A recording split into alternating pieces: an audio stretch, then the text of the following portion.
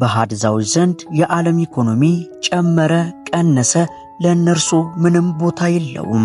ስልጣኔና ቴክኖሎጂ ለነርሱ የማያውቁት የሌላ ዓለም ትርክቶች እንጂ ህይወታቸው ላይ የሚጨምረው ወይ የሚቀንሰው አንዳች ነገር የለም። ከተቀረው ዓለም ጋር በቋንቋ ሆነ በባህል አይግባቡም። ሌላው ይቅርና የኮካ ብልቃጥ እንኳን ቢሰጧቸው እንደ አጥንት ከመጋጥ ውጪ ምን እንደሚደረግ እንኳን በውል አያውቁትም። ብቻ በቃ ምን አለፋቸው የነርሱ ትልቁ ዓለም ፈጣሪ በሰጣቸው ጥበብ የዕለት አድናቸውን አድነው ያድኑትን በፍቅር መቋደስ ብቻ የመጨረሻ የእርካታና የደስታቸው ጡብ ነው።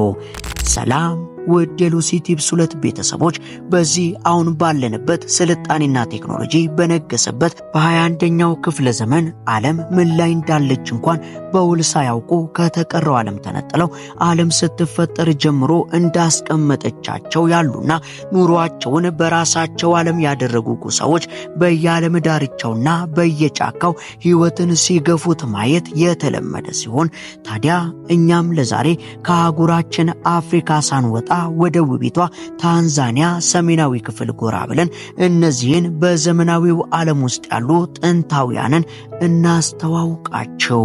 እነዚህ ጎሳዎች ሃድዛቤዎች ይባላሉ። አሳጥረው ሲጠሯቸው ሃድዛዎች ይሏቸዋል።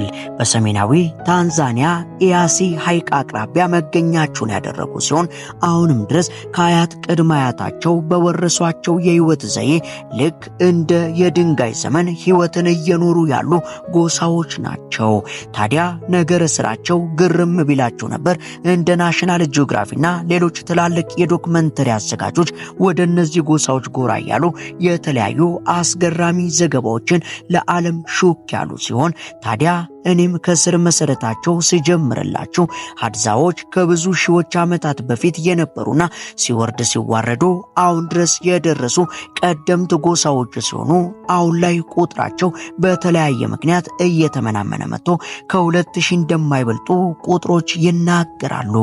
ሃድዛዎች ከሌላው ዓለም የሚለዩት በባህልና አኗኗራቸው ብቻም ሳይሆን ቋንቋቸውንም ቢሆን ፍጹም የተለየ ሲሆን ቋንቋቸውን ከዳር ሆኖ ለሰማ እንኳን ከሩቅ ቦታ ለመጣ እንግዳ ሰው ይቅርና ለራሳቸው እንኳን እንዴት እንደሚግባቡበት እንቆቅልሽ የሚሆንበት አይነት ቋንቋ ሲሆን ይህም የበርካታ ቱሪስቶችና የቋንቋ ተመራማሪዎች ሳይቀር ቀልብ የሳበና ብቸኛው ሃድዛዎች ጋር ያለ የግል መግባቢያ ቋንቋቸው ነው።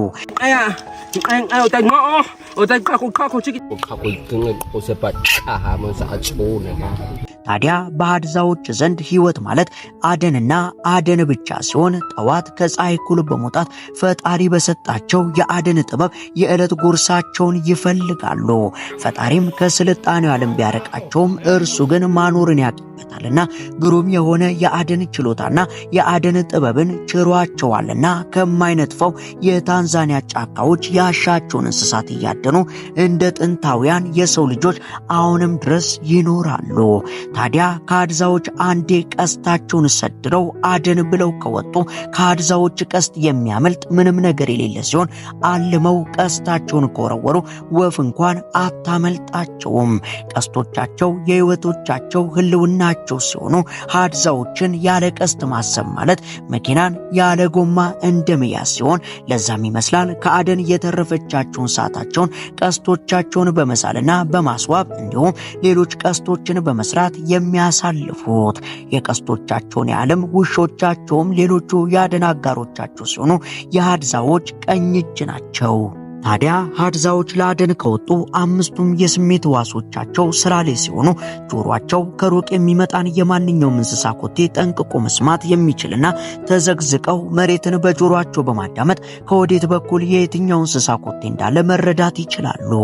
እናም በአደን ሰዓት አንዴ የሃድዛዎች አይን ውስጥ የገባ ማንኛውም እንስሳ ከመያዝ ውጪ ምንም አይነት እድል የሌለው ሲሆን የህልውና ጉዳይ ነውና የገባበት ጉድጓድ ገብተው በቀስታቸው መንጥረው ያወጡታል። ታዲያ እርሱ የከፈተውን ጉሮሮ እርሱ ይዘጋዋል እንዲሉ ሀድዛዎች ጋር መዝራት፣ ማረስ፣ ማጨድ ብሎ ነገር ባይኖርም ሁል ጊዜ ግን የዕለት ጉርሳቸውን ከአደንም ሆነ ከፍራፍሬ ያገኛሉ። ብዙውን ጊዜ ዝንጀሮዎች በሀድዛዎች ዘንድ ለአደን የሚመረጡ ተወዳጅ እንስሳ ቢሆኑም ያን ያህል ግን ለአደን የማይመቹ እንስሳት በመሆናቸው ብዙውን ጊዜ አይገኙላቸውም። ታዲያ እድል ቀንቷቸው ዝንጀሮ ያደኑ ቀን የፌሽታና የደስታ ቀን ሲሆን ሁሉም ከያሉበት ተጠራርተው በደስታ ይቋደሱታል። ሀድዛዎች ጋር ለብቻ መብላት ብሎ ነገር የማይታሰብና ያልተለመደ ነገር ሲሆን አብረው በህብረት ያደኑትን እንስሳት በህብረት ይበሉታል። ተለቅ ያሉትን በአንቀልባቸው፣ አነስ ያሉትን ደግሞ በሽንጣቸው ላይ ሸጎጥ አድርገው ወደ መንደራቸው ይዘው በመግባት የደስታቸው መገለጫ የሆነውን ባህላዊ ዳንሳቸውን ክብ ሰርተው በህብረት በመደነስ ህፃን አዋቂ ሳይሉ ክብ ሰርተው በህብረት ይቋደሱታል። ታዲያ በሀድዛዎች የሚጣል የእንስሳው ክፍል የሌለ ሲሆን እንደዛ ተሯሩጦ ያደኑትን ማንኛውንም እንስሳ ከጨጓራ እስከ እግር ጥፍራቸው ድረስ ገሚሱን ቀቅለው ገሚሱን ጠብሰው የተቀረውን ደግሞ ጥሬውን አንድም ሳያስቀሩ ቅርጥፍ አድርገው ይበሉታል። በልተው ብቻ ግን አያበቁም። አንድም የጀግንነታቸው መለያ፣ ሁለትም ነፋስንና ሐሩሩን ይከላከልላቸው ዘንድ ያደኑትን እንስሳ ቆዳ አለስልሰውና አድርቀው ልክ እንደ ልብስ ከደረታቸው ጣል ማድረግ የሀድዛዎች የተለመደ ተግባር ሲሆን ይህም ወደ መንደራቸው ጎራ ካላቸው የምታስተውሉት ነገር ነው። ታዲያ ኑሮ በሀድዛዎች ዘንድ ሁልጊዜ አልጋ ባልጋ አይደለችም። ምክንያቱ ደግሞ ሁሌ ፋሲካ የለምና አንዳንዴ ቀኑን ሙሉ የዱር እንስሳትን ፍለጋ ቀስታቸውን ወጥረው ሲሯሯጡ ቢሆኑም አንድም እንስሳ ሳያገኙ ሳይሳካላቸው ሊመሽ ይችላል። ይህ ደግሞ እንደ ሀድዛ ጎሳዎች ላሉ የዛሬን ብቻ ለሚኖሩ አይነት ማህበረሰብ ከባድ ሲሆን ይህን ጊዜ ታዲያ የስጋ አምሮታቸውን ገታ በማድረግ ወደ ቀያቸው በመመለስ ሴቶቹ ያዘጋጁትን ስራ ስሮችና ፍራፍሬዎች ለመመገብ ይገደዳሉ። የታንዛኒያ መንግስትም ቢሆን የጫካው የዱር አራዊቶች ከዕለት ወደ ዕለት መመናመን ቢያሳስበው ነበር እነዚህን ጎሳዎች በተለያዩ ጊዜያት ከዘመናዊ ዓለም ጋር ለማስተዋወቅና አርሰው መብላት እንደሚችሉ ለማስተማር ሙከራዎችን ቢያደርግም ሀድዛዎች ግን በአደናቸው የመጣ ማለት በህልውናቸው እንደመጣ ነውና የሚቆጥሩት ይህን ሀሳብ ሳይሳካ ቀርቷል። ለየት ያለው ሌላኛው ባህላቸው ደግሞ ከትዳር ጋር የተያያዘ ሲሆን የሀድዛ ጎሳ አባላት ባሻቸው ሰዓት ካሻቸው ሰው ጋር ወደ ፍቅር ግንኙነት መግባትም ሆነ አንድ ቤት ውስጥ ገብተው መኖር የሚችሉ ሲሆን ለየት ባለ መልኩ ደግሞ የፍቅር ስሜታቸው የመቀዛቀዝ ነገር ሲገጥመው አሊያም አብረው መኖር ካልፈለጉ በፈለጉት ሰዓት ተለያይተው ሌላ የፈለጉትን ሰው አግብተው ትዳር መመስረትም ሆነ መዋለድም መብታቸው ነው። ሀድዛዎች ልክ እንደ ድንጋይ ዘመን አሁንም ድረስ ድንጋይን ከድንጋይ በማጋጨት አሊያም ደግሞ እንጨትን ከእንጨት ጋር በማፋጨት እሳትን የሚፈጥሩት ሲሆን አሁን ላይም ሀድዛዎች ከጎሳነት በዘለለ የብዙ ቱሪስቶችን ቀልብ እየገዙ የመጡ ሆነዋል። ስለነዚህ ጎሳዎች አኗኗርና ባህል የሰማ ሰው እነዚህን ጎሳዎች ለመጎብኘት ከታንዛኒያዋ ዳሬ ሰላም ወደ አሩሻ በመብረር ከአሩሻ የ4 ሰዓታትን የመኪና ጉዞ በኋላ መዳረሻቸውን ኳራቱ ወደ ተባለችው ትንሽ መንደር በማድረግ ከዛም አስጎብኝና መሳሪያ የታጠቁ የደህንነት አባላትን ይዞ 70 ኪሎ ሜትሮችን ርቀው ጫካ ውስጥ ወደሚገኙት ሀድዛዎች መንደር ጎራ ብሎ መጎብኘት ይችላል። ታዲያ ከተቀረው ዓለም ነጠል ያሉ ናቸውና ጥንቃቄም ብልሃትም በተሞላው መንገድ መቅረብና መጎብኘት የግድ የሚል ሲሆን ብዙዎችም ወደ ሀድዛዎች መንደር ሲዘልቁ ባዩት ነገር እጅግ የሚገረሙ ሲሆን አንዳንዶች የካሜራ ሌንሳቸውን በማውጣት የሚያደርጉትን ነገር በምስል ሲያስቀሩ፣ ገሚሶቹ ደግሞ ቋንቋቸው ብርቅ ሆኖባቸው ለመግባባት ሲሞክሩ ይታያል። ታዲያ ጎብኚዎቹም ከዘመናዊ ዓለም ይዘውላቸው የመጡትን አንዳንድ ነገሮች ሲሰጧቸው ምን እንደሚደረግ ግራ የሚገባቸው ሲሆን የኮካኮላ ኮዳዎችን ሲሰጧቸው ምን እንደሚደረግ ስለማያውቁ እንደ አጥንት በጥርሳቸው ለመጋጥ ሲታገሉ ለተመለከተ ወይ ግሩም ብሎ መደነቁ አይቀሬ ነው። ታዲያ ተፈጥሮ ከቻረቻቸው የምንጭና የወንዟ ጎንበስ ብለው ከመጎንጨት ውጪ ምንም አይነት ነገር የማያውቁት ሀድዛዎች እነዚህን የለስላሳ መጠጦች ሲሰጧቸውና በጥርስ ነፍሳቸው በመብሳት ሲቀምሷቸው ለተመለከተ እንግዳ ሰው ሳቅንም አግራሞትንም የሚያጭር ሲሆን እነዚህ ምስሎች በብዙ የማህበራዊ ሚዲያዎች ተሰራጭተው በሚሊዮኖች የሚቆጠሩ ተመልካቾችን አግኝተዋል። ህፃናቱም ገና ከለጋ ዕድሜያቸው ጀምሮ እንዴት ማደን እንዳለባቸው የሚለማመዱ ሲሆን አንድ የ10 ዓመት ልጅ የተለያዩ ጥንቸሎችንና ወፎችን በተሳካ ሁኔታ ማደን ይችላል። የወንዶቹ ዋነኛ ስራ አደንና ማር መቁረጥ ሲሆን ሴቶቹ ደግሞ የተለያዩ ፍራፍሬዎችንና ለምግብነት የሚውሉ ስራስሮችን በማሰባሰብ ምግብ ያዘጋጃሉ። ከፍተኛ የራብ ስጋት እንኳን ቢጋረጥባቸው ለክፉ ቀን ብለው የሚያከማቹት ምንም አይነት ምግብ የሌለ ሲሆን ምግቡን ካጡ እንኳን የንብ ቀፎችን የያዙ የጫካ ማሮችን በመፈለግ ማር ይቆርጣሉ። በአርዛቢዎች ዘንድ ማር ሌላኛው የሚወደድ ትልቁ የምግባቸው ክፍል ሲሆን ማሩን የሚያገኙትም ንብ ያለበትን የጫካ ዛፍ አፈላልጎ በማግኘት ሲሆን በዛም ማሩን በሚገባ ቆርጠው ካወጡ በኋላ እያጣጣሙ በህብረት ይመገቡታል።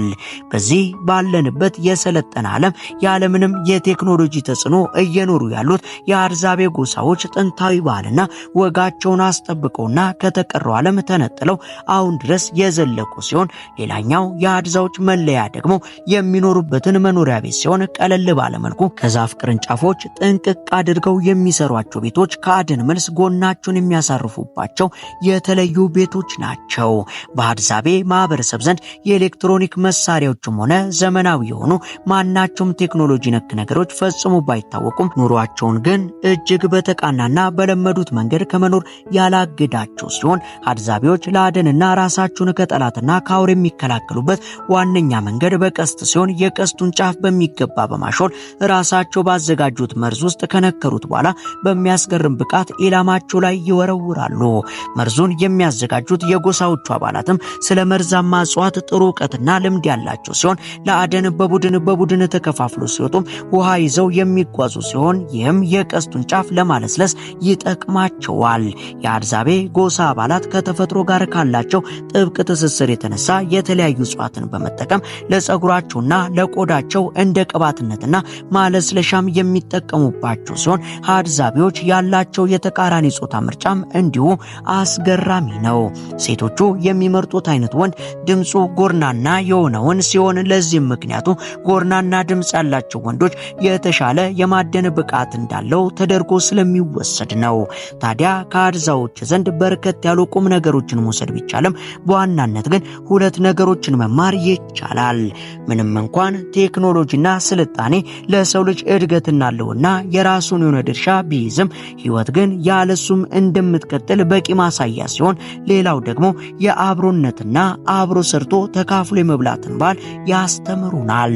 አድዛዎች አድነው የያዙትን እንስሳ እንኳን ተጠራርተው ክብ ሰርተው ነውና የሚበሉት።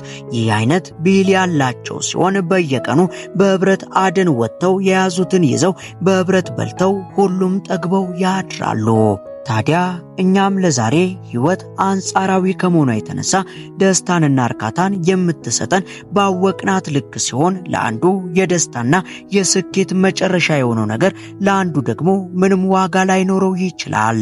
ለዚህም በቂ ማስረጃ የሚሆኑት አድዛዎች ሲሆኑ ለአድዛዎች የዓለማችንን የከበረውንና ውዱን ማዕድን ከምትሰጧቸው ይልቅ አንድ የዝንጀሮ ስጋ ብትሰጧቸው ለነሱ ትልቅ የደስታቸው ምንጭ ነው። ምክንያቱም የእነርሱ ዓለም እሱ ያ ስለሆነ ነው ያለን የዛሬን በዚያ በቃን። አብራችሁን ስለነበራችሁ ከልብ እናመሰግናለን።